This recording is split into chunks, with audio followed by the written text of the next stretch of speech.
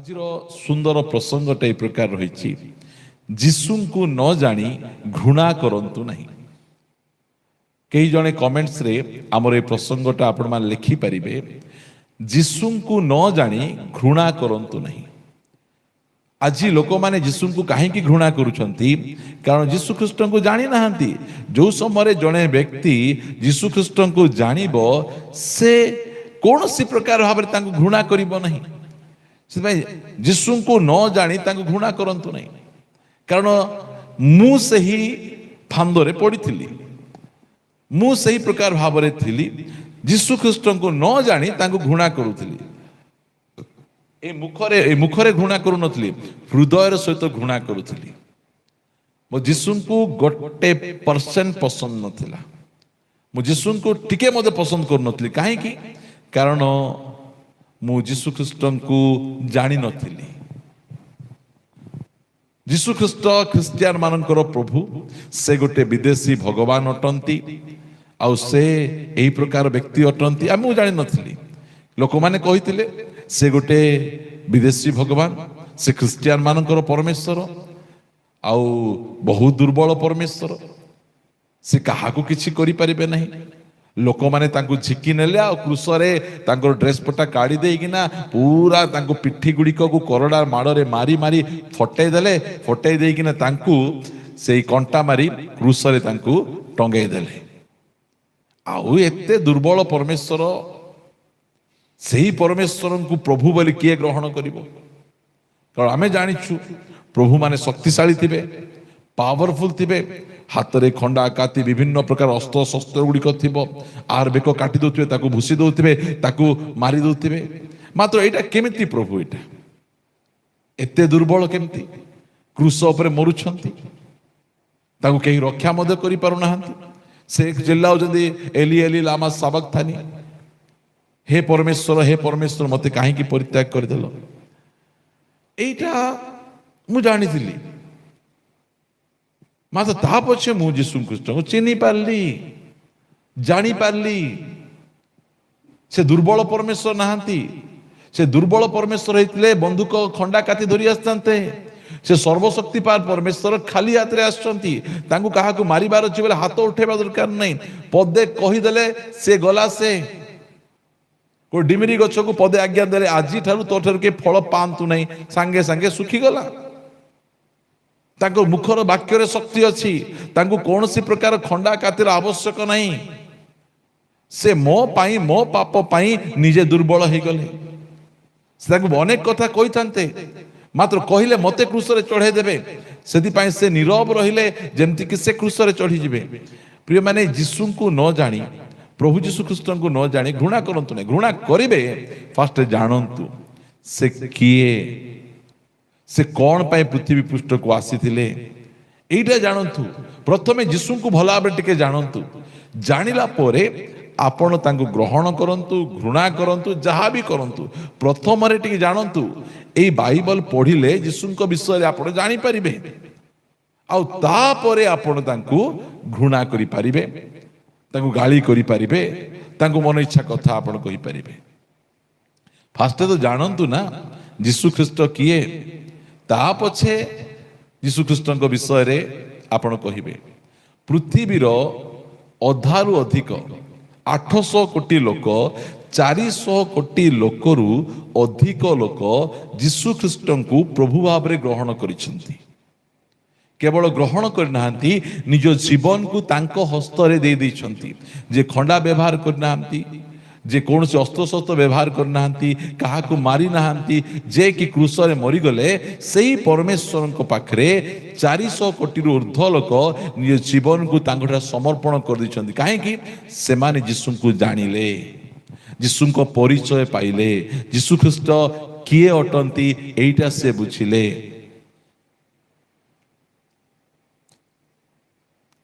ସେଥିପାଇଁ ସେମାନେ ଏଇ ସବୁ ବିଷୟ ଗୁଡ଼ିକ କରିଛନ୍ତି। ଆଜି ମୁଁ ଯୀଶୁ ଖ୍ରୀଷ୍ଟଙ୍କ ବିଷୟରେ ମୁଁ ଆପଣମାନଙ୍କୁ କିଛି କହିବା ପାଇଁ ଚାହେଁ।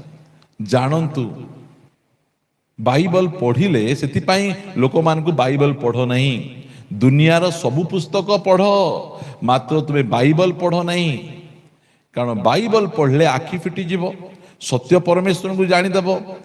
ଆଉ ଯେତେବେଳେ ତୁମେ ସତ୍ୟ ପରମେଶ୍ୱରଙ୍କୁ ଜାଣିଦେବ ତାହେଲେ ଅସୁବିଧା ହେଇଯିବ। ଯୀଶୁଙ୍କୁ ତୁମେ ଗ୍ରହଣ କରିଦେଲେ ଅନ୍ୟମାନଙ୍କର ଅସୁବିଧା ହେଇଯିବ।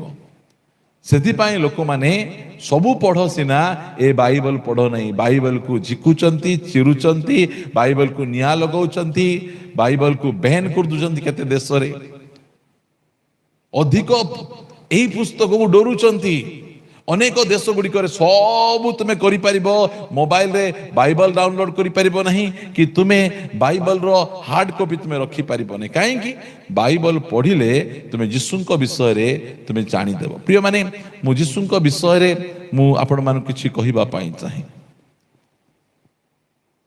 ଲୁକ ଲିଖିତ ସୁସମାଚାର 4 ଅଧ୍ୟାୟକୁ ଫିଟାଇବେ ଟିକେ। ଲୁକ ଲିଖିତ ସୁସମାଚାର 4 ଅଧ୍ୟାୟ ମୁଁ ଆପଣମାନଙ୍କ ନିମନ୍ତେ ପଢ଼ୁଅଛି। 18 ପଦରେ, ପ୍ରଭୁଙ୍କ ଆତ୍ମା ମୋ ଠାରେ ଅଧିଷ୍ଠିତ, ଯେଣୁ ଦିନହୀନ ମାନଙ୍କ ନିକଟରେ ସୁସମାଚାର ପ୍ରଚାର କରିବା ନିମନ୍ତେ ସେ ମୋତେ ଅଭିଷେକ୍ତ କରିଅଛନ୍ତି। ବନ୍ଦୀମାନଙ୍କ ନିକଟରେ ମୁକ୍ତି, ଅନ୍ଧମାନଙ୍କ ନିକଟରେ ଦୃଷ୍ଟି ଲାଭର ବିଷୟ ଘୋଷଣା କରିବାକୁ, ପୁଣି ଉପଦ୍ରବ ପ୍ରାପ୍ତ ଲୋକମାନଙ୍କୁ ମୁକ୍ତ କରିବାକୁ, ଆଉ ପ୍ରଭୁଙ୍କର ଅନୁଗ୍ରହ ବର୍ଷ ଘୋଷଣା କରିବାକୁ ସେ ମୋତେ ପ୍ରେରଣ କରିଅଛନ୍ତି। ଯୀଶୁଖ୍ରୀଷ୍ଟକୁ ଜାଣନ୍ତୁ, ସେ କ'ଣ ପାଇଁ ଜଗତକୁ ଆସିଥିଲେ? ଜଗତରେ ଆସିବାର, ଏ ପୃଥିବୀରେ ଆସିବାର ଉଦ୍ଦେଶ୍ୟ କୌଣସି ଧର୍ମ ସ୍ଥାପନ କରିବା ପାଇଁ ନାହିଁ। ଯୀଶୁଖ୍ରୀଷ୍ଟ ଆସିବା ପୂର୍ବରୁ ପୃଥିବୀରେ ଅନେକ ଧର୍ମ ଥିଲା। ଆଉ ଯୀଶୁଖ୍ରୀଷ୍ଟ ଆସି ଗୋଟେ ନୂଆ ଧର୍ମକୁ ସେ ସ୍ଥାପନ କରିନାହାନ୍ତି। ଯୀଶୁଖ୍ରୀଷ୍ଟ କୌଣସି ଧର୍ମ ସ୍ଥାପନ କରିବା ପାଇଁ ଆସିନାହାନ୍ତି, କି ଯୀଶୁଖ୍ରୀଷ୍ଟ କୌଣସି ଧର୍ମର ମଧ୍ୟ ନାହାନ୍ତି। ଯୀଶୁଖ୍ରୀଷ୍ଟ ସମସ୍ତଙ୍କର ପ୍ରଭୁ, ତ୍ରାଣକର୍ତ୍ତା, ଉଦ୍ଧାରକର୍ତ୍ତା, ବିଚାରକର୍ତ୍ତା, ରକ୍ଷାକର୍ତ୍ତା, ପରମେଶ୍ୱର ସେ ଅଟନ୍ତି। ପ୍ରିୟମାନେ, ସେଥିପାଇଁ ଯୀଶୁଖ୍ରୀଷ୍ଟ ଯେତେବେଳେ ଏହି ଜଗତରେ ଆସିଲେ, ସେ କୋଉଠିକୁ ଆସୁଛନ୍ତି? ସେ ବେଥଲିହିମରେ ଆସୁଛନ୍ତି। କାହିଁକି ବେଥଲିହିମରେ ଆସୁଛନ୍ତି? ବେଥଲିହିମ ହେଉଛି ପୃଥିବୀର କେନ୍ଦ୍ରରେ ଅଛି। ଆପଣ ଜାଣିପାରିବେ ଯେ ପ୍ରଭୁ ଯୀଶୁଖ୍ରୀଷ୍ଟ ପୃଥିବୀର ବାଁରେ କି ଡାହାଣରେ ଆସୁନାହାନ୍ତି, କେନ୍ଦ୍ରରେ ଆସୁଛନ୍ତି, ମଝିରେ ଆସୁଛନ୍ତି। କାହିଁକି ମଝିରେ ଆସୁଛନ୍ତି? କାରଣ ସେ ସମସ୍ତଙ୍କର ଅଟନ୍ତି, ସେ ଅନ୍ୟ କାହାର ନାହାନ୍ତି। ସେଥିପାଇଁ ଯୀଶୁଖ୍ରୀଷ୍ଟଙ୍କର ସ୍କିନ୍ କଳା ନାହିଁ କି ଗୋରା ନାହିଁ, ତାଙ୍କର ସ୍କିନ୍ ବ୍ରାଉନ୍। କାହିଁକି? କାରଣ ସେ କଳାଙ୍କର ପ୍ରଭୁ ନାହାନ୍ତି କି ଗୋରାଙ୍କର ପ୍ରଭୁ ନାହାନ୍ତି, ସେ ସମସ୍ତଙ୍କର ପରମେଶ୍ୱର ଅଟନ୍ତି। ପ୍ରଭୁ ଯୀଶୁଖ୍ରୀଷ୍ଟ କେବଳ ହିବ୍ରୁ, ଗ୍ରୀକ୍, ଆରାମିକ ଜାଣନ୍ତି ତାହା ନୁହେଁ, ପୃଥିବୀର ସବୁ ଭାଷା ତାଙ୍କୁ ଜଣା। ମୁଁ ଓଡ଼ିଆରେ ପ୍ରାର୍ଥନା କଲେ ପ୍ରଭୁ କହୁନାହାନ୍ତି I don't understand Odia, please pray in English, I am the God of English, please pray, ଏମିତି କହୁନାହାନ୍ତି। ଆପଣ ଓଡ଼ିଆରେ ପ୍ରାର୍ଥନା କଲେ ସେ ଶୁଣିବେ, ହିନ୍ଦୀରେ ପ୍ରାର୍ଥନା କଲେ ଶୁଣିବେ, ତେଲୁଗୁରେ ପ୍ରାର୍ଥନା କଲେ ଶୁଣିବେ, ଆପଣ ବଙ୍ଗାଳୀରେ ପ୍ରାର୍ଥନା କଲେ ଶୁଣିବେ, ଆପଣ ଯେକୌଣସି ଭାଷାରେ ମଧ୍ୟ ପ୍ରାର୍ଥନା କଲେ ପ୍ରଭୁ ଯୀଶୁଖ୍ରୀଷ୍ଟ ଶୁଣିବେ। କାରଣ ସେ ଭାଷାକୁ ତିଆରି କରିଛନ୍ତି, ଆଉ ସେ ସମସ୍ତଙ୍କର ପରମେଶ୍ୱର।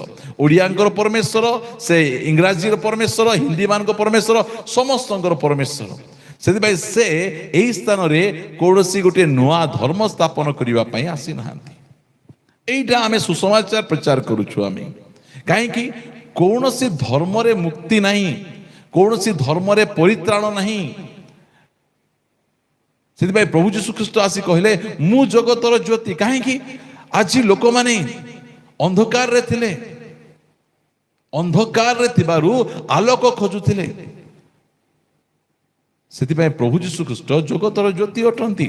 ପ୍ରିୟମାନେ, ଏଇଠି ପ୍ରଭୁ ଯୀଶୁଖ୍ରୀଷ୍ଟ ସେ କହୁଅଛନ୍ତି ଯେ ପ୍ରଭୁଙ୍କର ଆତ୍ମା ମୋ ଠାରେ ଅଧିଷ୍ଠିତ, ଯେଣୁ ଦିନହୀନ ମାନଙ୍କ ନିକଟରେ, କାହାକୁ?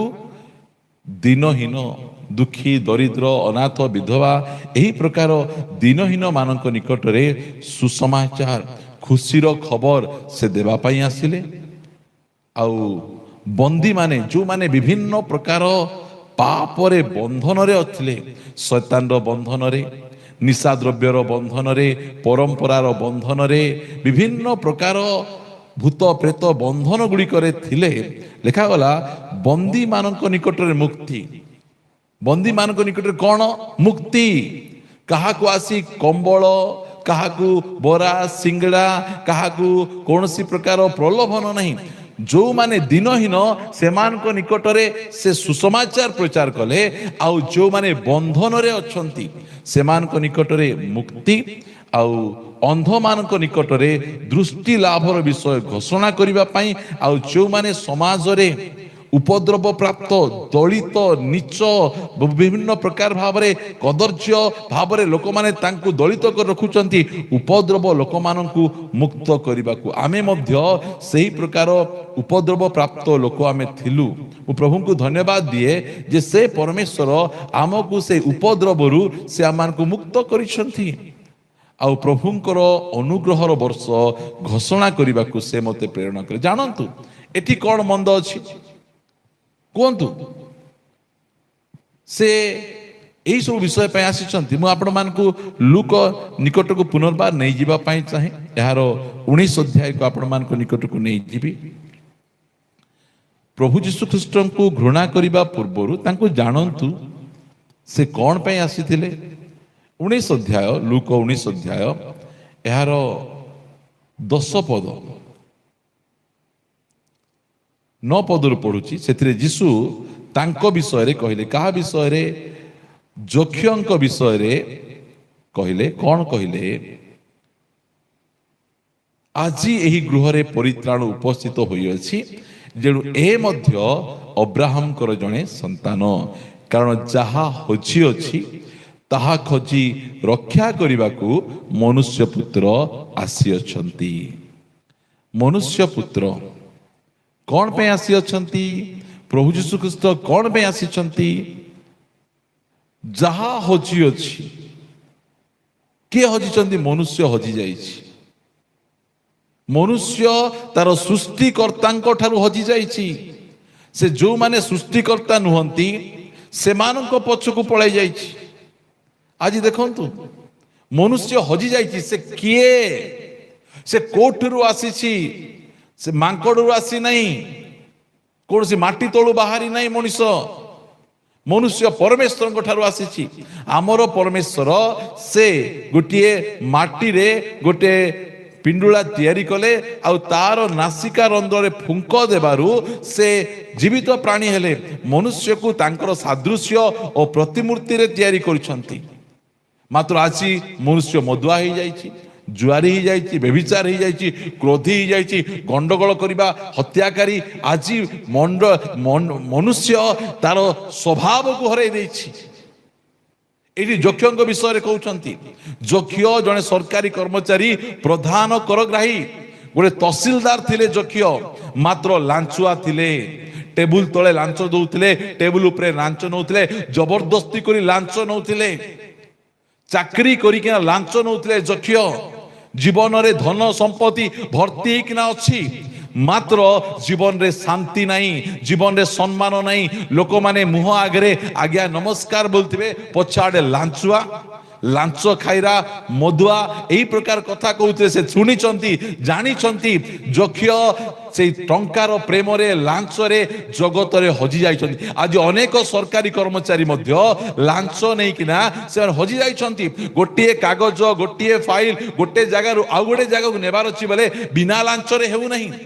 ସରକାର ଏକାନି ତାଙ୍କୁ ଚାକିରି ଦଉଛନ୍ତି, ଦରମା ଦଉଛନ୍ତି, ହେଲେ ମଧ୍ୟ ଲାଞ୍ଚ ନେଉଛନ୍ତି। କାହିଁକି ଲାଞ୍ଚ ନେଉଛନ୍ତି? ହଜି ଯାଇଛନ୍ତି। ଯଦି ହଜି ନଥାନ୍ତେ ତାହେଲେ ଲାଞ୍ଚ ନେଇନାହାନ୍ତେ।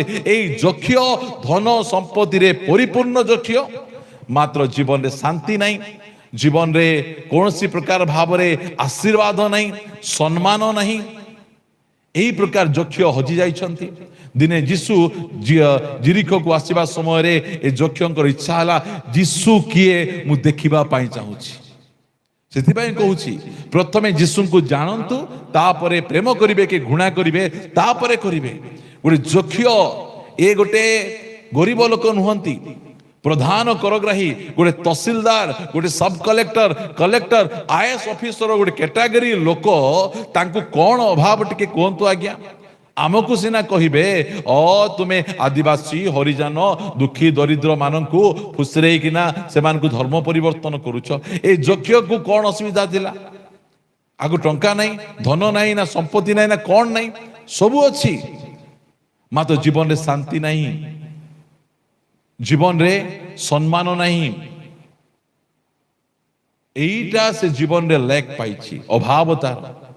ସେଥିପାଇଁ ଲେଖାଯାଉଛି ଯୀଶୁ କିଏ, 19:3 ଯୀଶୁ କିଏ ତାହା ଦେଖିବାକୁ ସେ ଚେଷ୍ଟା କରୁଥିଲେ, କିନ୍ତୁ ଲୋକଙ୍କର ଭିଡ଼ ସକାଶୁ ଦେଖିପାରୁନଥିଲେ, କାରଣ ସେ ବାଙ୍ଗର ଥିଲେ। ନାଇଁ କି, ହାଇଟ୍ କମ୍, ବାଙ୍ଗର, ଦେଖିପାରୁନାହାନ୍ତି, ଚାରିଆଡ଼େ ଲୋକ ଘେରିକିନା ଅଛନ୍ତି। ମାତ୍ର ହଉ ଠିକ ଅଛି, ଦେଖି ତ ପାରିଲି ନାହିଁ, ଆଉ କେବେ ଦେଖିବି ବୋଲି ପଳେଇ ଗଲେ ନାହିଁ। ଲେଖାଯାଉଛି ଏଣୁ ସେ ଆଗକୁ ଦୌଡ଼ି ଯାଇ ତାହାଙ୍କୁ ଦେଖିବା ନିମନ୍ତେ ଗୋଟିଏ ଡିମିରି ଗଛରେ ଚଢ଼ିଲେ। ଯୀଶୁଙ୍କୁ ଦେଖିବା ପାଇଁ ହେଲେ ପରିଶ୍ରମ କରିବାକୁ ପଡ଼ିବ, ନିଜର ସେ ପୋଜିସନକୁ ଛାଡ଼ିବାକୁ ପଡ଼ିବ।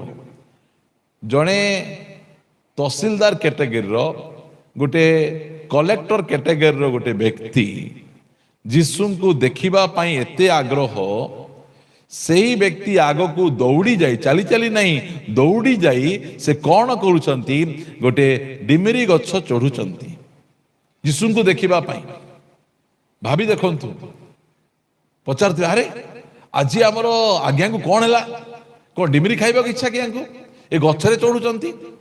ଭାବନ୍ତୁ, ଯୀଶୁଙ୍କୁ ଦେଖିବା ପାଇଁ ହେଲେ ସେ କେତେ ପରିଶ୍ରମ କରୁଛନ୍ତି।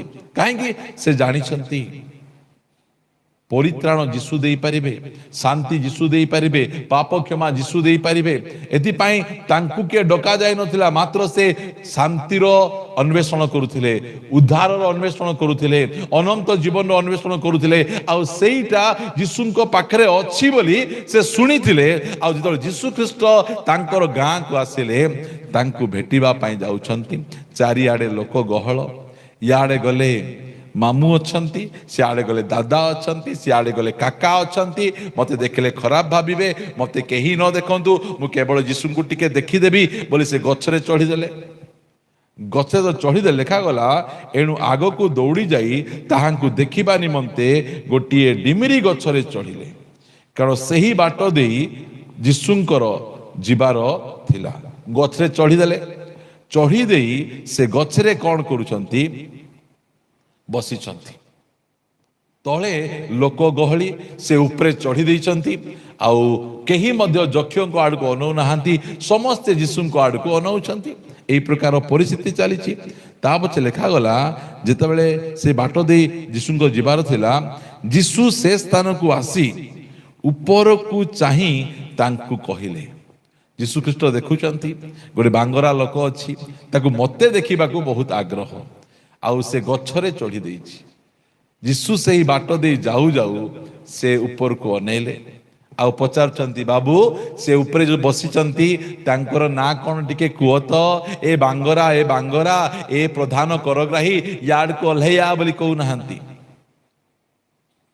ଯୀଶୁ ଖ୍ରୀଷ୍ଟ କହୁଛନ୍ତି, ଯକ୍ଷ ତୁମେ ଶୀଘ୍ର ଓହ୍ଲାଇ ଆସ। ହାଲେଲୁୟା। ଆମର ପରମେଶ୍ୱର ଆମର ନାଁ ଜାଣନ୍ତି। ଯେତିକି ଯାକ ତାରା ଆକାଶରେ ଅଛି ସମସ୍ତଙ୍କର ନାଁ ସେ ଜାଣନ୍ତି। ଆମ ମସ୍ତକର ପ୍ରତ୍ୟେକ କେଶକୁ ସେ ଗଣିକିନା ଅଛନ୍ତି। ସେ ଏହି ପ୍ରକାର, ମୁଁ ଦେଖୁଛି ଗୋଟେ ଧଳା ସାର୍ଟ ପିନ୍ଧିଥିବା ଲୋକ ଗଛ ଉପରେ ଚଢ଼ିଛି, ନାଲି ଶାଢ଼ୀ ପିନ୍ଧିଥିବା ଗୋଟେ ଭଉଣୀ ଅଛନ୍ତି। ସେ ଏହି ପ୍ରକାର ଆଜିକାଲିର ଭାବବାଦୀ ମାନଙ୍କ ପରି ସେ ଡାକନ୍ତି ନାହିଁ, ସେ ନାମ ଧରି ଡାକନ୍ତି। କ'ଣ କି ତା ନାଁ? ଦୁନିଆ ଯୋଉ ନାମ ଦେଇଛନ୍ତି ସେ ନାମରେ ଡାକନ୍ତି ନାହିଁ। ଦୁନିଆ ତାଙ୍କୁ ଦେଇଥିଲେ ପାପୀ, ଯକ୍ଷଙ୍କୁ ପାପୀ ଦେଇଥିଲେ, ବାଙ୍ଗରା ଦେଇଥିଲେ। ପ୍ରିୟ ମାନେ, ଆଜି ଦୁନିଆ ଆମକୁ ଗୋଟେ ଅଲଗା ନାଁ ଦେଇଛି। ଆମକୁ ଛୋଟ ଜାତି, ନିଚ ଜାତି, ବିଭିନ୍ନ ପ୍ରକାର କଦର୍ଯ୍ୟ ନାଁରେ ଆମକୁ ଗାଳି କରୁଛନ୍ତି। ମାତ୍ର ଯୀଶୁ ଖ୍ରୀଷ୍ଟ ଆମକୁ ଆମର କଦର୍ଯ୍ୟ ନାଁରେ ନାହିଁ, ଆମକୁ ସମ୍ମାନର ସହିତ ଡାକୁଛନ୍ତି। ସେ କହୁଛନ୍ତି, ଯକ୍ଷ ତୁମେ ଶୀଘ୍ର ଓହ୍ଲାଇ ଆସ। এইটা ଆମର ପରମେଶ୍ୱର, ସେ ଆମର ନାଁ ଜାଣନ୍ତି, ଆଉ ସେ କହୁଅଛନ୍ତି ଆସ। ଦୁନିଆ ତୁମକୁ ଘୃଣା କରୁଛି, ଦୁନିଆ ତୁମକୁ ସମ୍ମାନ ଦେଉନାହିଁ, ଦୁନିଆ ପାଇଁ ତୁମେ ଘୃଣାର ଯୋଗ୍ୟ, ହେଲେ ମଧ୍ୟ ମୁଁ ତୁମ ଘରକୁ ଆସିବି। କ'ଣ ଲେଖାଗଲା? ଯୀଶୁ ସେହି ସ୍ଥାନକୁ ଆସି ଉପରକୁ ଚାହିଁ ତାଙ୍କୁ କହିଲେ, ଯକ୍ଷ ଧୀରେ ଓହ୍ଲାଅ ନାହିଁ, ଶୀଘ୍ର ଓହ୍ଲାଇ ଆସ, କାରଣ ଆଜି ମୋତେ ଅବଶ୍ୟ ତୁମ୍ଭ ଘରେ ରହିବାକୁ ହେବ। ତୁମ ଘରେ ମୁଁ ରହିବି ଆସି। ଦୁନିଆ ତୁମକୁ ଘୃଣା କରୁଛି, ଦୁନିଆ ଦୃଷ୍ଟିରେ ତୁଚ୍ଛୀକୃତ, ଦୁନିଆ ଦୃଷ୍ଟିରେ ହୀନସ୍ତା, ଦୁନିଆ ତୁମକୁ ପଚାରୁ ନାହିଁ, ମାତ୍ର ମୁଁ ଆଜି ତୁମ ଘରେ ରହିବା ପାଇଁ ଚାହୁଁଛି। ଯୀଶୁଙ୍କୁ ଜାଣନ୍ତୁ। ଏ ଯକ୍ଷ ଯୀଶୁଙ୍କ ବିଷୟରେ ଶୁଣିଥିଲେ, ଆଉ ଯୀଶୁଙ୍କୁ ବର୍ତ୍ତମାନ ସେ ଦେଖିବା ପାଇଁ ଗଲେ। ଯୀଶୁଙ୍କୁ ସେ କ'ଣ ଦେଖିବେ? ଯକ୍ଷ ନ ଆସିବା ପୂର୍ବରୁ ଯୀଶୁ ତାଙ୍କୁ ଦେଖିଛନ୍ତି, ତାଙ୍କ ନାଁକୁ ଜାଣିଛନ୍ତି, ଆଉ କହୁଛନ୍ତି ଆଜି ମୋତେ ଅବଶ୍ୟ ତୁମ ଘରେ ରହିବାକୁ ହେବ। ପ୍ରେଜ୍ ଦ ଲର୍ଡ, ହାଲେଲୁୟା। ପ୍ରଭୁଙ୍କର ଗୌରବ, ମହିମା, ସ୍ତୁତି, ବନ୍ଦନା ହେଉ। ପ୍ରିୟମାନେ, ଆମର ପରମେଶ୍ୱର ଆମ ଘରେ ରୁହନ୍ତି। ଆମ ପରମେଶ୍ୱର କୌଣସି ଚର୍ଚ୍ଚରେ, ମନ୍ଦିରରେ, କୌଣସି ନଦୀ କୂଳରେ, ପାହାଡ଼ ଉପରେ ରୁହନ୍ତି ନାହିଁ। ଆମ ସହିତ ରହିବା ପରମେଶ୍ୱର ସେ ଅଟନ୍ତି। ପ୍ରଭୁଙ୍କର ଗୌରବ ହେଉ, ପ୍ରଭୁଙ୍କର ମହିମା ହେଉ। ହାଲେଲୁୟା। ବାକ୍ୟ ଶୁଣନ୍ତୁ, ଗଣ୍ଡଗୋଳ ପଛେ ଲାଗିବେ, ୟା ଟିକେ ଧ୍ୟାନ ଦେଇ ଶୁଣିବେ।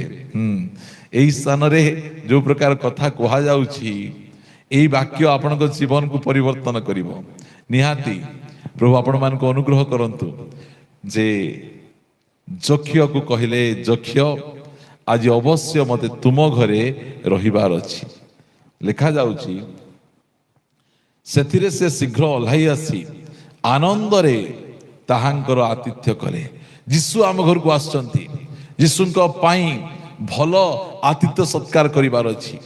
ଯୀଶୁଙ୍କ ପାଇଁ ସବୁ ପ୍ରକାର ଆତିଥ୍ୟ ସତ୍କାର କରିଦେଲେ। ଯେତେବେଳେ ଯୀଶୁଙ୍କ ପାଇଁ ସବୁ ପ୍ରକାର ଆତିଥ୍ୟ ସତ୍କାର ଚାଲିଛି, ଖାଇବା, ପିଇବା, ରହିବା, ବସିବା, ସବୁ A to Z କରୁଛନ୍ତି, ମାତ୍ର ଯୀଶୁ ଖ୍ରୀଷ୍ଟଙ୍କୁ ଯେତେବେଳେ ଘରକୁ ଆଣିଛନ୍ତି, ସେ ଜାଣିପାରୁଛନ୍ତି ଏଇ ଯୋଉ ଖଟରେ ଯୀଶୁ ବସିଛନ୍ତି, ଲାଞ୍ଚ ନେଇକିନା କିଣିଛି। ଯେଉଁ ଡାଇନିଂ ଟେବୁଲରେ ମୁଁ ଖୁଆଉଛି ଯୀଶୁଙ୍କୁ, ସେଇଟା ମଧ୍ୟ ଲାଞ୍ଚର ପଇସାରେ ହେଇଛି। ଯେଉଁ ପିତ୍ତଳ ଢାଳ କି ଓ ଢାଳରେ ପାଣି ଦଉଛି, ଏଇଟା ମଧ୍ୟ କିଏ ଦେଇଛନ୍ତି? ଯୀଶୁ ଖ୍ରୀଷ୍ଟ ଜ୍ୟୋତି ଅଟନ୍ତି।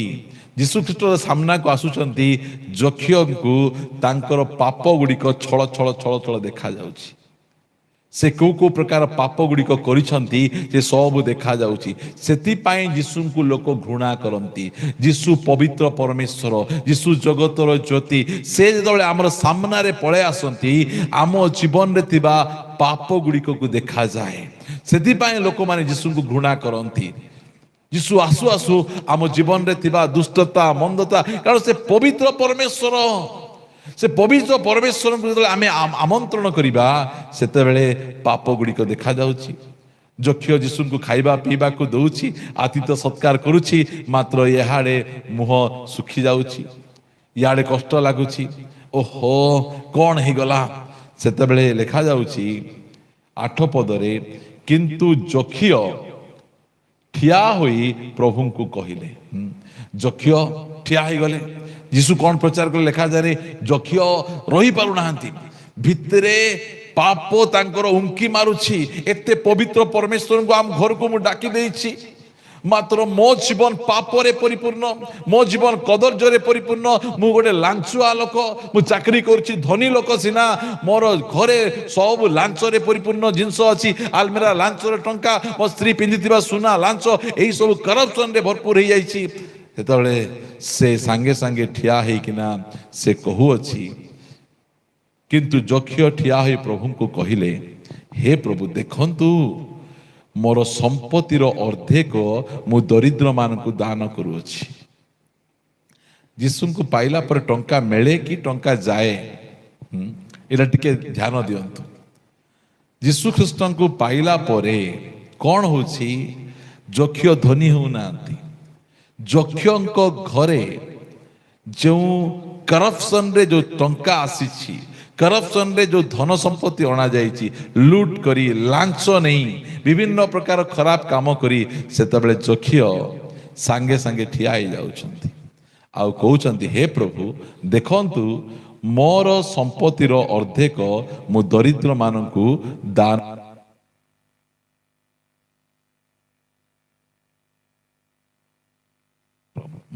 Mobile. Thank you Jesus, hallelujah, ଧନ୍ୟବାଦ ରାଜା, praise the Lord।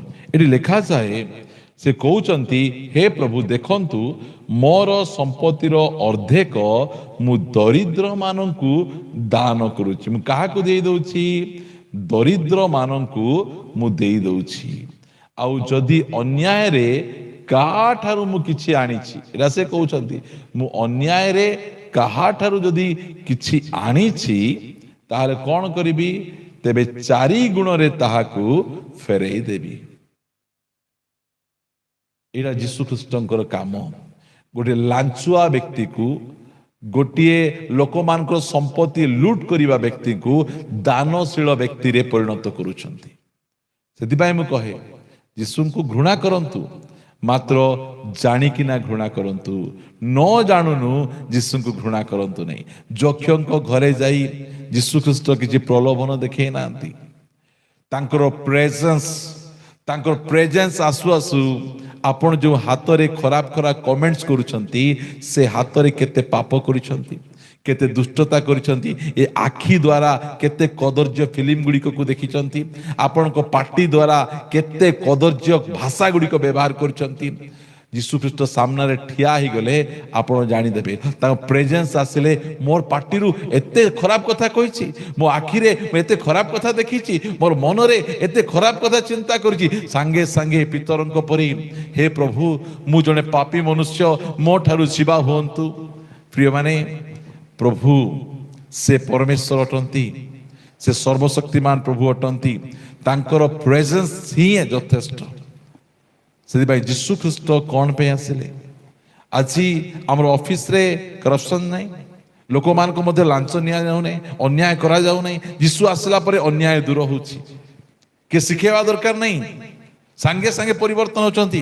ଆଜ୍ଞା ମୁଁ ମଦ ଛାଡ଼ିଦେବି, ଆଜ୍ଞା ଜୁଆ ଛାଡ଼ିଦେବି, ଆଜ୍ଞା ବ୍ୟଭିଚାର ଛାଡ଼ିଦେବି, ଆଜ୍ଞା ଆଜି ଠାରୁ ମୁଁ କୌଣସି ପ୍ରକାର ଖରାପ ଭାଷା ଛାଡ଼ିଦେବି।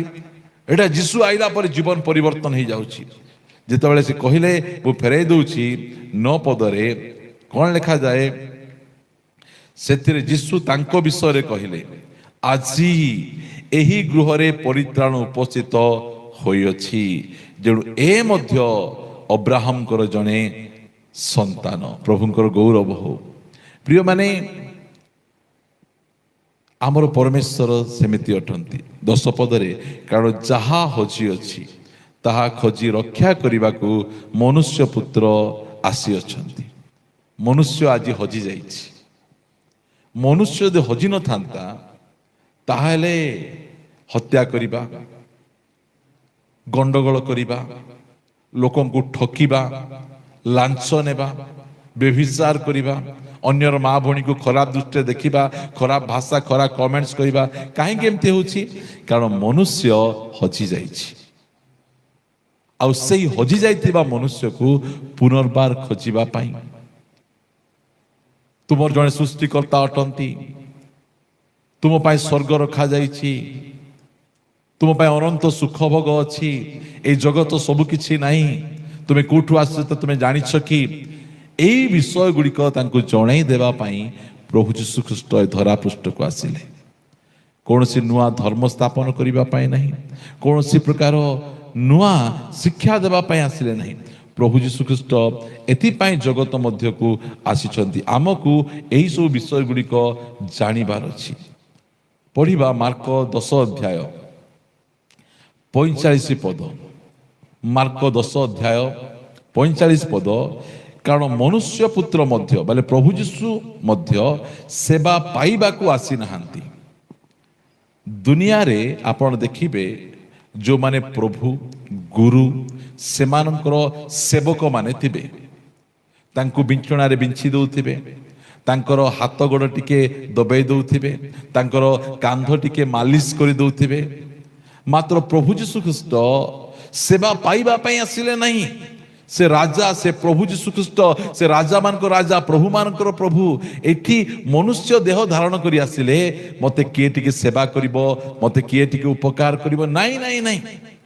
दुनिया रे जेतिकी आसले सेवा पाइबा पाई आज टिके किछि नथिबे टिके साधारण पद गोटे पाइले ये मोर सेवा करू से मोर सेवा करू दुनिया रे जेतिकी अछंती सब सेवा पाइबा पाई ही अछंती।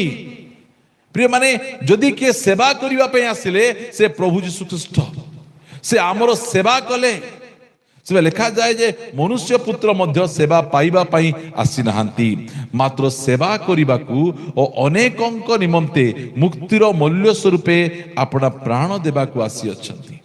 सेति पाई आमे ख्रिस्टियन भाई भौणी माने सेवा करू आमे रोगींकर सेवा अनाथ विधवा निरसहाय जहाकू कि पुओ झियो को मानकू जन्म करिकिना ड्रेन रे एठी सब फिंगी देबे से मानकर सेवा मदर टेरेसा तांकर ना मदर टेरेसा नहीं तांकर ना सम टेरेसा मात्र तांकू तांकर जो काम मां को परी जत्न नेले जाकू जानी नांती चिन्ही नांती तांकू एई प्रकार जत्न नेले तांकू मदर मां बोली टाइटल देले से जो प्रकार सेवा करिसंती से तांकू कहले मदर टेरेसा विदेश आइले एई स्थान रे आसिकिना कार धर्म परिवर्तन कले नहीं एई प्रकार मानवर सेवा कले जो कुष्ठ रोगी मानकू मरिबा पाई छाड़ी देइथिले मरिकिना छटपट होइके रहउथिले से निज हाथ रे से मानकर घा गुडी को सफा कले।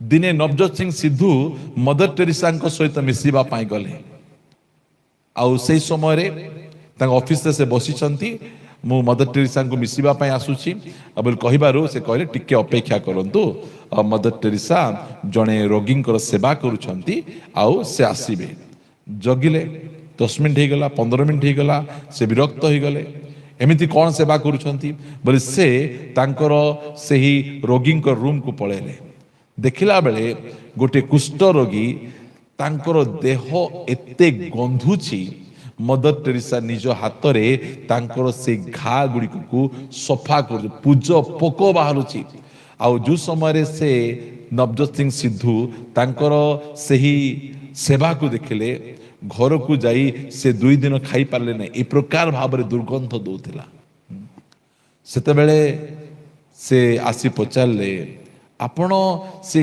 रोगी मानकू एते सेवा केमती करि पारुछन से कहिले मु रोगींकर सेवा करू नहीं मु मोर प्रभुंकर सेवा करुछि मोर प्रभुंकु सेवा कला परे तांकु सेवा करुछि।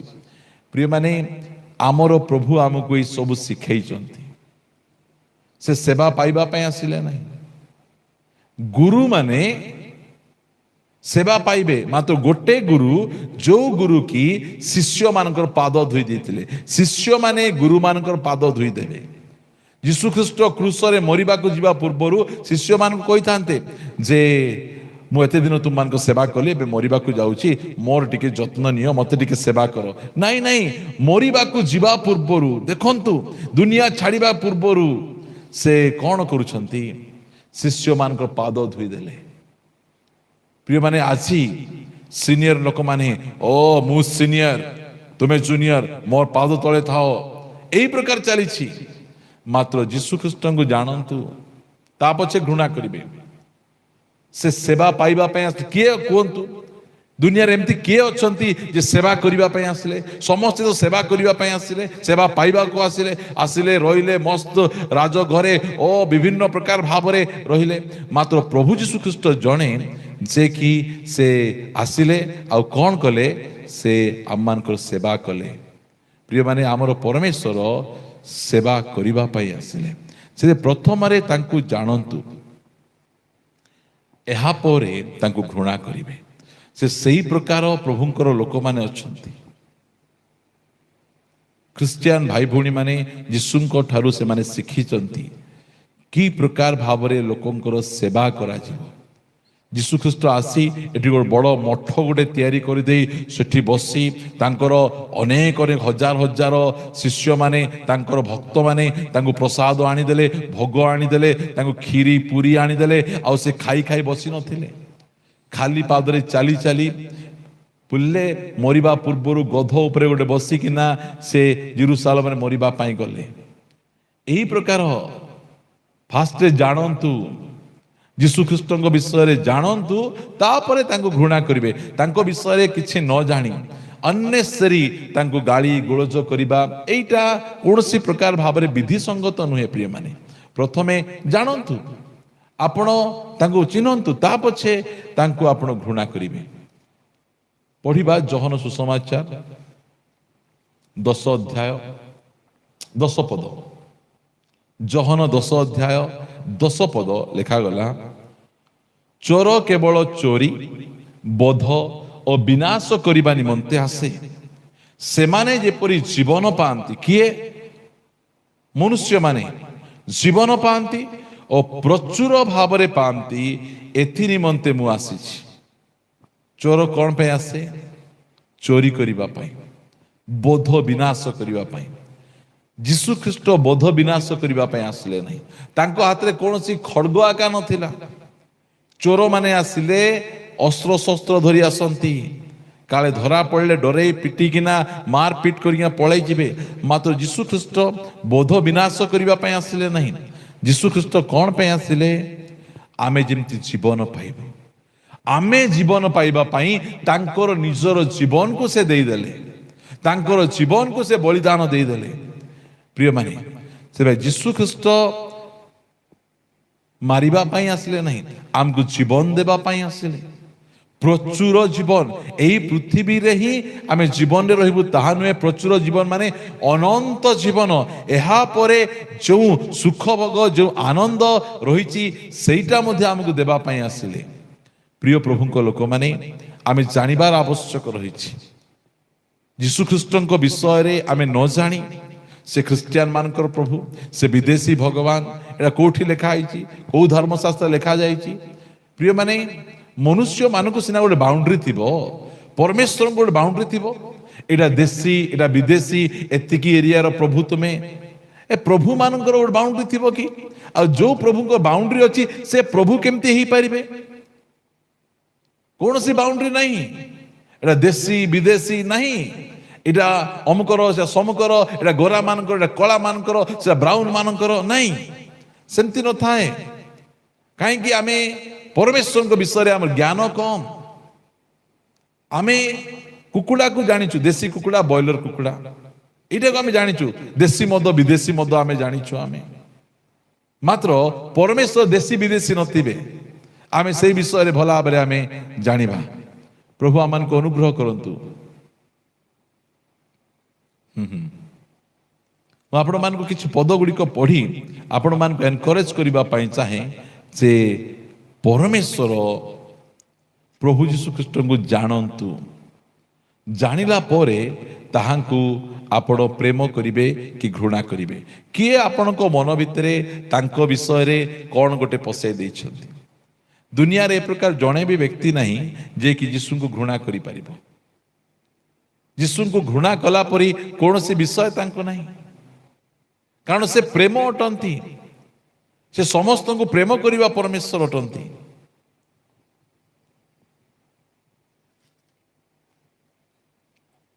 ପଢିବା ଆମେ ପ୍ରଥମ ଯୋହନ ପୁସ୍ତକ, ଏହାପରେ ଆମେ ଆଗକୁ ବଢିବା। ଯୀଶୁ ଖ୍ରୀଷ୍ଟ ଜଗତକୁ ସେ ଆସିଥିଲେ, ସେ କଣ ପାଇଁ ଆସିଥିଲେ? ତାଙ୍କ ବିଷୟରେ ନ ଜାଣି ଆମେ ତାହାଙ୍କୁ ଘୃଣା କରିବାଟା ଏଇଟା ଭଲ ନୁହେଁ। ପଢିବା ପ୍ରଥମ ଯୋହନ, ଏହାର 3 ଅଧ୍ୟାୟର 5 ପଦରେ ଆମେ ପଢୁଛୁ,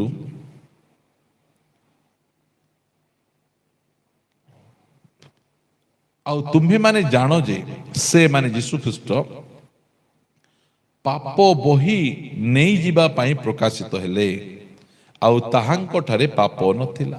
ଏଇଟା ବାଇବଲ ଆମମାନଙ୍କୁ କହେ। ପ୍ରଭୁ ଯୀଶୁ ଖ୍ରୀଷ୍ଟ କାହିଁକି ଆସିଲେ? ସମଗ୍ର ମାନବ ଜାତିର ପାପକୁ ବହିକିନା ନେଇଯିବେ। ଆଜି ଏ ଦୁନିଆ ଏତେ ଖରାପ ହେବାର ମୁଖ୍ୟ କାରଣ ହେଲା ପାପ। ପାପ ବଢି ବଢି ଚାଲିଛି, ସେଥିପାଇଁ ଜଗତରେ ଦୁଷ୍ଟତା ବଢି ବଢି ଚାଲିଛି। ଏଇ ଦୁନିଆର ମୁଖ୍ୟ ସମସ୍ୟା ଖାଦ୍ୟ ନୁହେଁ, ପାନୀୟ ନୁହେଁ, ଶିକ୍ଷା ନୁହେଁ, ରୋଗ ନୁହେଁ। ଏ ଦୁନିଆର ମୁଖ୍ୟ ସମସ୍ୟା ହେଲା ପାପ। ସେଥିପାଇଁ ପ୍ରଭୁ ଯୀଶୁ ଖ୍ରୀଷ୍ଟ ପାପକୁ ବହି ନେଇ ଯିବା ପାଇଁ କିଏ ଅଛନ୍ତି? ଜଣେଙ୍କର ନାଁ କୁହନ୍ତୁ ଯେ କି ପାପ ବହି ନେଇଯିବେ। ମନୁଷ୍ୟର ପାପକୁ ବହି ନେଇଯିବା ପ୍ରଭୁ କିଏ? ଯୀଶୁ ଖ୍ରୀଷ୍ଟ। ସେଥିପାଇଁ ଯେତେବେଳେ ସେ ଜନ୍ମଗ୍ରହଣ ହେଲେ ସେତେବେଳେ ଦୂତ ଆସି କହୁଛନ୍ତି ଯେ ସେ ପୁତ୍ର ପ୍ରସବ କରିବେ ଆଉ ଏହାଙ୍କର ନାମ ଯୀଶୁ ଦେବ, କାରଣ ସେ ଆପଣା ଲୋକମାନଙ୍କର ସମସ୍ତ ପାପରୁ ତାଙ୍କୁ ପରିତ୍ରାଣ କରିବେ। ସେ ଆସିବାର ଉଦ୍ଦେଶ୍ୟ କ'ଣ? ମାନବ ଜାତିର ପାପ ତାଙ୍କୁ ମିଶିକିନା ରହିବା ପାଇଁ ଦେଉନାହିଁ। ଏହି ପାପ ତାଙ୍କ ଭିତରେ ଗଣ୍ଡଗୋଳ ଅଶାନ୍ତି ଆଣୁଛି, ରୋଗ ଆଣୁଛି, ତାଙ୍କୁ ନର୍କ ଆଡ଼କୁ ନେଉଛି। ସେହି ପାପର ସମସ୍ୟାର ସମାଧାନ ସେ କ୍ରୁଶ ଉପରେ କଲେ। ସମଗ୍ର ମାନବ ଜାତିର ପାପକୁ ବୋହିକିନା ସେ ନେଇଗଲେ। ସେ ଆଉ କିଏ ଅଛନ୍ତି ପାପ ବୋହି ନେଇଯିବା ପାଇଁ? ପ୍ରଥମେ ଆମେ ତାଙ୍କୁ ଜାଣିବା, ଆମେ ତାପରେ ତାଙ୍କୁ ଘୃଣା କରିବେ, ପ୍ରେମ କରିବେ, ସେ ଅଲଗା କଥା।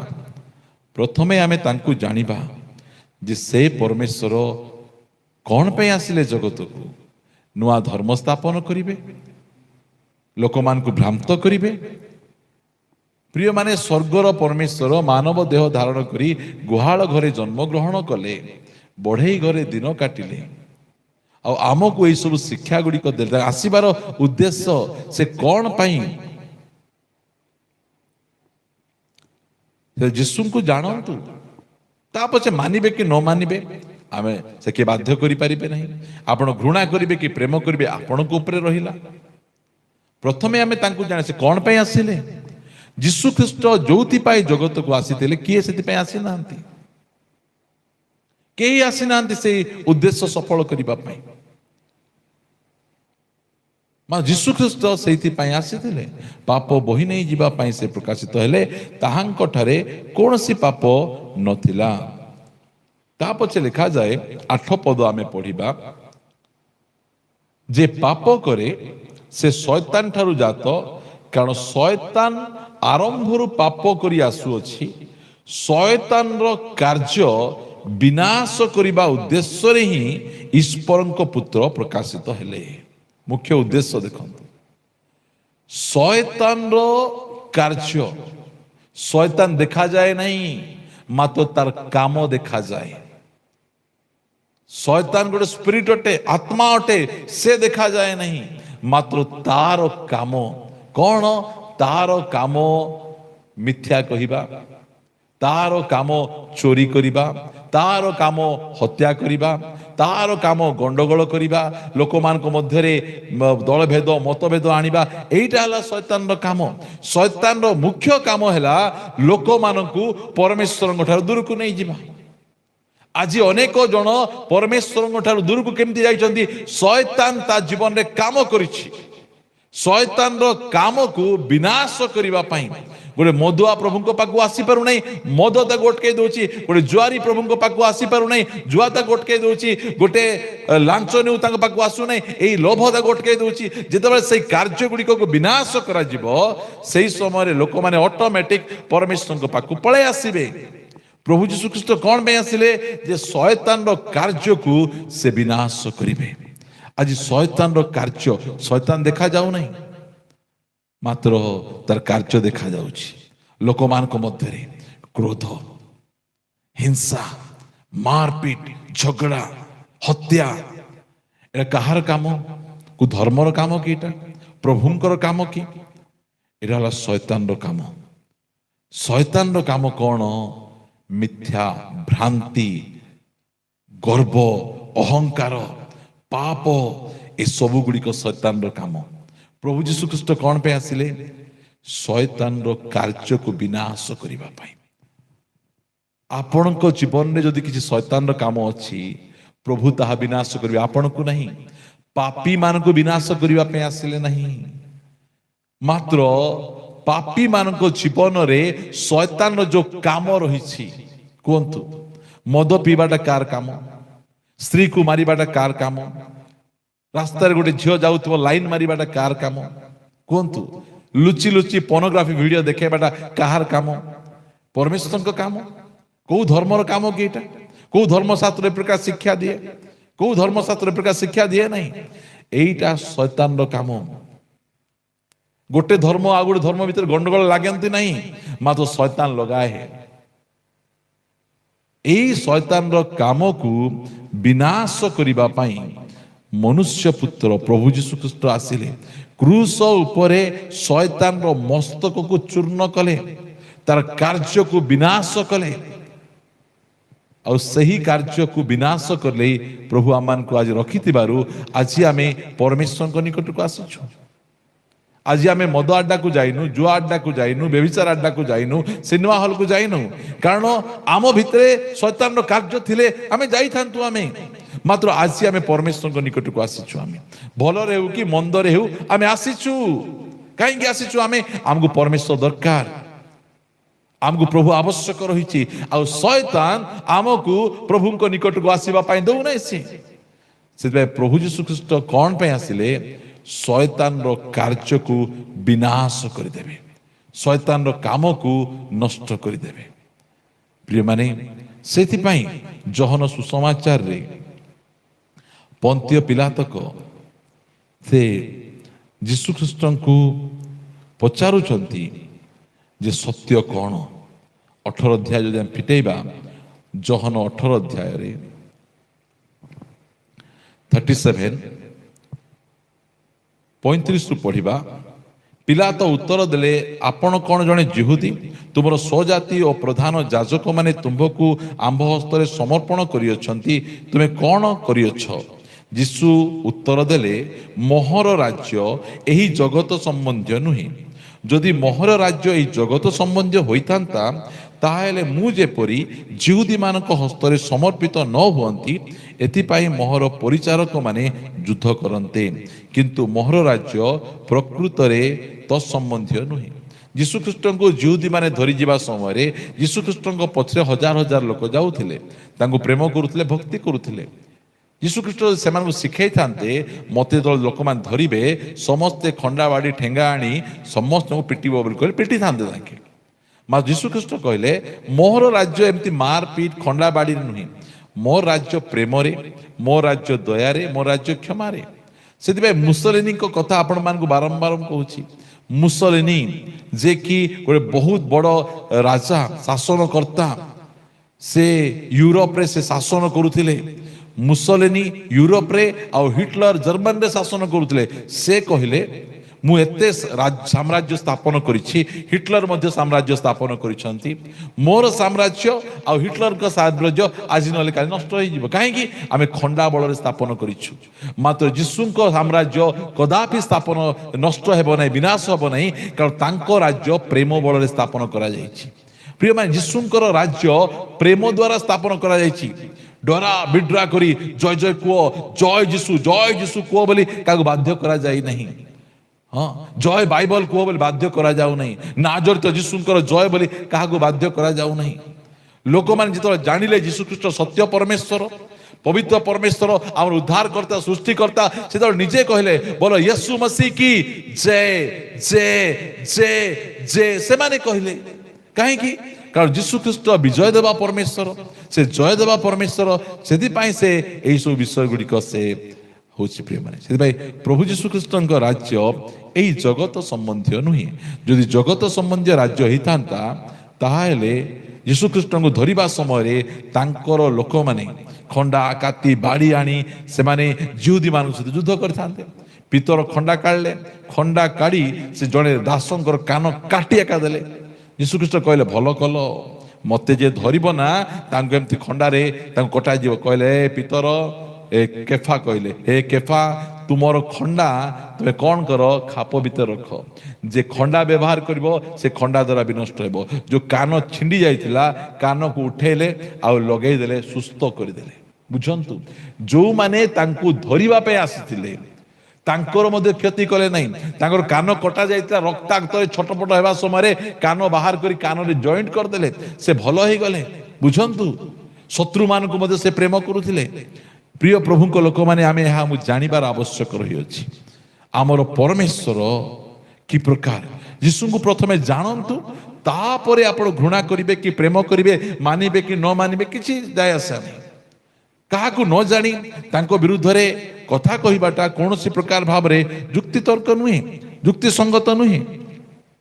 ସେଥିରେ ପିଲାତ ତାହାଙ୍କୁ ପଚାରିଲେ, ତାହେଲେ ତୁମେ କ'ଣ ଜଣେ ରାଜା ନୁହଁ? ଯୀଶୁ ଉତ୍ତର ଦେଲେ, ଆପଣ ତ କହୁଅଛନ୍ତି ମୁଁ ଜଣେ ରାଜା। ଯୀଶୁ କହିଲେ, ହଁ ମୁଁ ରାଜା, ମୁଁ କେବଳ ରାଜା ନୁହେଁ, ମୁଁ ରାଜା ମାନଙ୍କର ରାଜା। ସେଥିପାଇଁ ସେମାନେ କ'ଣ କହୁଛନ୍ତି? ମୁଁ ଜଣେ ରାଜା। ମୁଁ ଯେପରି ସତ୍ୟ ପକ୍ଷରେ ସାକ୍ଷ୍ୟ ଦିଏ, ଏଥି ନିମନ୍ତେ ମୁଁ ଜନ୍ମ ହୋଇ ଅଛି ଓ ଜଗତକୁ ଆସିଅଛି।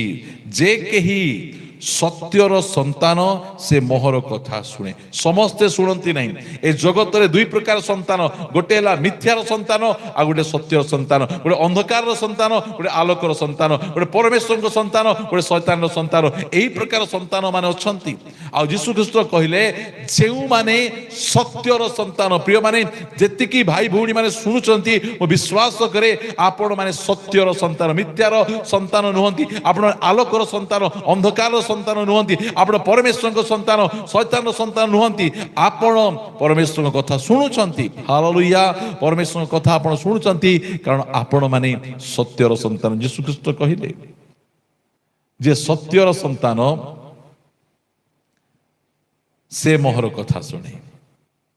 ପ୍ରିୟମାନେ, ଦିନେ ଆମେ ମିଥ୍ୟାରେ ଚାଲୁଥିଲୁ, ମାତ୍ର ଆମେ ସତ୍ୟ ଥିଲୁ, ସତ୍ୟର ସନ୍ତାନ ଥିଲୁ। ସେଥିପାଇଁ ଆମେ ଯୀଶୁଙ୍କର କଥା ଆମେ ଶୁଣୁଛୁ। ପ୍ରଭୁଙ୍କର ଗୌରବ ହଉ। ପ୍ରଭୁ ଯୀଶୁ ଖ୍ରୀଷ୍ଟ ଏଥିପାଇଁ ଆସିଲେ। ଏହି ଶେଷ ପଦ ପଢ଼ି ମୁଁ ପ୍ରାର୍ଥନା କରିବା ପାଇଁ ଚାହେଁ। ଗାଲାତୀୟ ପୁସ୍ତକ। ଯୀଶୁ ଖ୍ରୀଷ୍ଟଙ୍କୁ ଫାଷ୍ଟ ଜାଣନ୍ତୁ, ତାପରେ ଘୃଣା କରିବେ। ଗାଲାତୀୟ 1:4 ସେ ଆମ୍ଭମାନଙ୍କ ପିତା ଈଶ୍ୱରଙ୍କ ଇଚ୍ଛା ଅନୁସାରେ ଏହି ବର୍ତ୍ତମାନ ଜଗତରୁ, ଏହି ମନ୍ଦ ଜଗତରୁ, ଏ ଦୁଷ୍ଟ ଜଗତରୁ, ଏ ଶୈତାନର ଜଗତରୁ, ଏ ଅନ୍ଧକାରର ଜଗତରୁ ଆମ୍ଭମାନଙ୍କୁ ଉଦ୍ଧାର କରିବା ପାଇଁ ଆମ୍ଭମାନଙ୍କ ପାପ ନିମନ୍ତେ ଆପଣାକୁ ପ୍ରଦାନ କଲେ। ଆମେ ଏହି ଜଗତର ସିଷ୍ଟମରେ, ଜଗତର ଶୈଳୀରେ, ଆମମାନେ ଏ ଜଗତର ଛାଞ୍ଚରେ ଆମେ ଢଳା ହେଇଯାଇଥିଲୁ। এই ଜଗତର ସବୁ ପ୍ରକାର ଶୈଳୀରୁ, ଜଗତର ସବୁ ପ୍ରକାର ବିଷୟରୁ, ଜଗତର ମୁଖ୍ୟ ବିଷୟ ହେଲା ପଇସା। ପଇସା। এই ଜଗତର ମୁଖ୍ୟ ବିଷୟ ହେଲା ପଇସା ଆଉ ସମ୍ମାନ। ଯାହା ପାଖରେ ପଇସା ଅଛି ଲୋକ ତା ପାଖକୁ ଯିବେ, ଯାହା ପାଖରେ ପଇସା ଅଛି ତାକୁ ସମ୍ମାନ ଦେବେ। ଜଗତରେ ଯାହା ବି କରୁଛନ୍ତି, ପାଠ ପଢୁଛନ୍ତି କ'ଣ? ପଇସା କମେଇବା ପାଇଁ। ଡକ୍ଟର ହଉଛନ୍ତି ପଇସା କମେଇ, ସେବା କରିବା ପାଇଁ କିଏ? ନେତା ହେଲେ ସେବା କରିବା ପାଇଁ କି ପଇସା କମେଇବା ପାଇଁ। ଆଜି ଜଗତର ପ୍ରଭୁ ପଇସା, ଧନ। ଆଉ ଲୋକମାନେ ଧନ ଆଡକୁ ସେମାନେ ଯାଇଛନ୍ତି। ଟଙ୍କା ପାଇବା ପାଇଁ ଡୁପ୍ଲିକେଟ ମେଡିସିନ ତିଆରି କରିବେ, ଟଙ୍କା ପାଇବା ପାଇଁ ଡୁପ୍ଲିକେଟ ଖାଦ୍ୟ ତିଆରି କରୁଛନ୍ତି, ପ୍ଲାଷ୍ଟିକ ଚାଉଳ, ପ୍ଲାଷ୍ଟିକ ବିଷୟ ଗୁଡ଼ିକ। କାହିଁକି? କାରଣ ପଇସା ଦରକାର ଅଛି, ଟଙ୍କା ଦରକାର ଅଛି। କାହିଁକି? ଏ ଜଗତ ଟଙ୍କାରେ ବନ୍ଧା। ଜଗତ ପଇସାରେ ଆଡେ ଯାଇଛି। ଯୁଆଡେ ପଇସା ସିଆଡେ ଲୋକମାନେ ଯିବେ। ସେଥିପାଇଁ ଏହି ବର୍ତ୍ତମାନ ଜଗତରୁ ଆମ୍ଭମାନଙ୍କୁ ସେ ଟଙ୍କାର ପ୍ରଲୋଭନରୁ, ଟଙ୍କାର ବନ୍ଧନରୁ ଆମକୁ ଉଦ୍ଧାର କରିବା ପାଇଁ ସେ ଆପଣାକୁ ଦେଲେ। ଜଗତର ସିଷ୍ଟମରେ ପ୍ରିୟମାନେ ଆଜି ଲୋକ ଯାହା କରିବେ, ଆଜିର ପୁଅ ଝିଅ ମାନେ ସେମିତି। ପୁଅ ଟିକେ ଯାଉନୁ ମାର୍କେଟ ଜାଗା ଧରି ଆଇବୁ, ମତେ କ'ଣ ଦେବ, ମତେ କ'ଣ ଦେବ, ମତେ ଦେଲେ ମୁଁ ଯିବି। ସମସ୍ତଙ୍କୁ ଦରକାର। ସେଥିପାଇଁ ପ୍ରଭୁ ଯୀଶୁ ଖ୍ରୀଷ୍ଟ ଏହି ଜଗତକୁ କ'ଣ ପାଇଁ ଆସିଲେ? ଏହି ବର୍ତ୍ତମାନ ଜଗତରୁ। କାରଣ ବାଇବଲ ଆମମାନଙ୍କୁ କହେ, ପ୍ରଥମ ଜହନ 5:19 ଆମ୍ଭେମାନେ ଯେ ଈଶ୍ୱରଙ୍କ ଠାରୁ ଜାତ ଓ ସମସ୍ତ ଜଗତ ଯେ ପାପାତ୍ମାର ଅଧୀନ, ଏହା ଆମ୍ଭେମାନେ ଜାଣୁ। ପ୍ରିୟମାନେ, ଏହା ଆମ୍ଭେମାନେ ଜାଣୁ। ଏଥିପାଇଁ ପ୍ରଭୁ ଯୀଶୁ ଖ୍ରୀଷ୍ଟ ଏହି ବର୍ତ୍ତମାନ ଜଗତ, ଶୟତାନର ଅଣ୍ଡରରେ ଥିବା ଜଗତ, ଏହି ଜଗତରୁ ଆମ୍ଭମାନଙ୍କୁ ଉଦ୍ଧାର କରିବା ପାଇଁ, ଆମ୍ଭମାନଙ୍କୁ ରକ୍ଷା କରିବା ପାଇଁ ଏହି ଧରାପୃଷ୍ଠକୁ ଆସିଲେ। Thank you lord. ଏହି ଧରାପୃଷ୍ଠକୁ ସେ କ'ଣ ପାଇଁ ଆସିଲେ? ଏହି ଜଗତରୁ ଉଦ୍ଧାର କରିବା ପାଇଁ। ପ୍ରଥମେ ଜାଣନ୍ତୁ ଯୀଶୁଙ୍କୁ। କୁହନ୍ତୁ, ଏଇଟା ଆପଣଙ୍କୁ ଦରକାର ନାହିଁ କି? ଆବଶ୍ୟକ ନାହିଁ? ସୁସମାଚାର ଦରକାର ନାହିଁ କି? ମୁକ୍ତି ଦରକାର ନାହିଁ କି? ଆପଣଙ୍କୁ ଜୀବନ ଦରକାର ନାହିଁ କି? ଆପଣଙ୍କୁ ପରିତ୍ରାଣ ଦରକାର ନାହିଁ କି? ଶୈତାନର କାର୍ଯ୍ୟରୁ ମୁକ୍ତି ଦରକାର ନାହିଁ କି? ଆପଣଙ୍କୁ ବର୍ତ୍ତମାନ ଜଗତର ଉଦ୍ଧାର ଦରକାର ନାହିଁ କି? କିଏ କରିପାରିବେ? ସେଥିପାଇଁ ପିତର ଚିଲ୍ଲେଇ ଚିଲ୍ଲେଇ କହିଲେ, ଆକାଶ ତଳେ ମନୁଷ୍ୟମାନଙ୍କ ମଧ୍ୟରେ परित्राण उद्धार पाप क्षमा अनंत जीवन पाइबा पाई यीशुଙ୍କ नाम छड़ा अन्य कौनसी नाम दिया जाई नहीं, केवल यीशु नाम ही दिया जाइछि। प्रथमे आमे यीशु ख्रीष्ट को जानिबा। आज आमे यीशु ख्रीष्ट को आमे जानुछु से किए, से कौन पे आसीथिले। जोखियो से दिन यीशु ख्रीष्ट को जानिदेला। यीशु ख्रीष्ट किए ताहा देखिबा को जानिला। से देखला यीशु ख्रीष्ट ख्रिस्टियन मानकर प्रभु नुहंती, यीशु ख्रीष्ट से जिहुदी मानकर प्रभु नुहंती, यीशु ख्रीष्ट इंग्रेज मानकर प्रभु नुहंती, यीशु ख्रीष्ट समस्तंकर प्रभु अटंती, उद्धार करता परित्राण करता। से दिन निज जीवन को तांको ठारे समर्पण कर निज पाप गुड़िक यीशुଙ୍କ निकट को जाई से कहिदेला मु पाप करिछि मते क्षमा कर। ताहा परे प्रभु यीशु ख्रीष्ट ताको कहिले आजी एही घरे परित्राण उपस्थित। प्रिय माने आजी एही घरे परित्राण उपस्थित। आजी मध्य आपण यीशु ख्रीष्ट को जानि लेखि निहाती आपण जानिथिबे जे यीशु ख्रीष्ट किए अटंती। जो प्रकार जोखियो निज पाप को मानि नेले, निज दोष अपराध को मानि नेले आ कहिले प्रभु मोर संपत्तिर अर्धेक मु दरिद्र मान को देदेवी आ अन्याय रे जहाठारु किछि मु आनिछि ताहाकु चारि गुण फेरई देवी। आज कौन आपण निज पाप स्वीकार करबा पई चाहुचंती कि जो जो पाप गुड़िक आपण करिसंती, जो जो विषय गुड़िक आपण आज एडिक्शन रे अछंती, जो कदर्य जीवन यापन करुछंती, आज प्रभु आपण को मुक्त करबा पई चाहुचंती। आज आपणकर चक्षु को फिटेबा पई चाहुचंती। बोध विनाश उद्धार करी आपण को जीवन प्रचुर जीवन देवा पई चाहुचंती। आपण को जीवन रे थिबा शैतान रो प्रत्येक कार्य को विनाश करिवा पई चाहुचंती। वर्तमान जगतर सिस्टम ठारू आपण को उद्धार करिवा पई चाहुचंती। आज गोटे सुजोग प्रिय माने एइटा स्वर्गर परमेश्वर आपण को सुजोग देइछंती। आजिरो सुजोग को आपण हाथ छोड़ा करंतु नहीं। यीशु किए आपण जानि पारिले। Hallelujah, thank you lord. आमे तुमको धन्यवाद दउछु प्रभु। आमे तुमको न जानी तुमको घृणा करूथिलु। आमे भाबुथिलु तुमे गोटे विदेशी प्रभु। आमे भाबुथिलु तुमे क्रूस उपरे गोटे दुर्बल प्रभु जे मरी जाउछ। मात्र प्रभु तुमे दुर्बल नाहो। आम पाप पाई तुमे तुनी हेलो। तुमे पुनरुत्थित मृत्यु को जय करिबा परमेश्वर तुमे अट। शैतान रो कार्य को विनाश करिबा परमेश्वर तुमे अट। तुमे आमान को अनंत जीवन देवा परमेश्वर। तुमे आमर सृष्टिकर्ता तुमे अट। हालेलुया, तुमको धन्यवाद दउछि। तुम नाम रो गौरव करूछि। आमेन। स्तुति हो राजा, महिमा हो। आज जेतिकी भाई भौणी निज जीवन को तुमठा समर्पण करूछंती, मु प्रार्थना करे तुम्हें दया कर से मान को अनुग्रह कर, से मान को समर्पण को ग्रहण कर, से मान को आखिर लुह को देख, से मान को अनुताप को देख प्रभु। से माने कि प्रकार तुम निकट रे क्रंदन करूछंती, से माने निज पाप निमंते तुम निकट रे कि प्रकार भाव रे समर्पण होउछंती प्रभु। तुम्हें से मान को ग्रहण कर, से मान को पाप गुड़िक को क्षमा कर, से मान को अनंत जीवन दियो, से मान को परित्राण तुम्हें दियो। हालेलुया राजा। आज अनेक निज जीवन को तुमठारे समर्पण करुछंती प्रभु। आज से निज पाप को मानि नौछंती, कारण तुम्हें मुक्तिदाता, तुम्हें सृष्टिकर्ता, नरकर उद्धारकारी परमेश्वर, पाप क्षमाकारी परमेश्वर तुम्हें अट। तुम पाखरे भेदभाव नहीं, बाछ विचार नहीं, कारण तुम्हें समस्तंकर परमेश्वर अट। धन्यवाद राजा। आम पापर प्रायश्चित तुम्हें करिछ। आमर पापर मुक्ति देवा निमंते तुम्हें क्रूस रे झुली जाइछ। तुमर से क्रूसीय प्रेम आमको उद्धार करिछि। धन्यवाद राजा, धन्यवाद प्रभु। पाप रे छटपट थिबा समय रे प्रभु आम निकट को केही आसिले नहीं, तुम्हें आसिलो आमको उद्धार कल प्रभु। हालेलुया राजा, धन्यवाद राजा। Hallelujah, thank you Lord. ओ राजा, धन्यवाद धन्यवाद धन्यवाद राजा।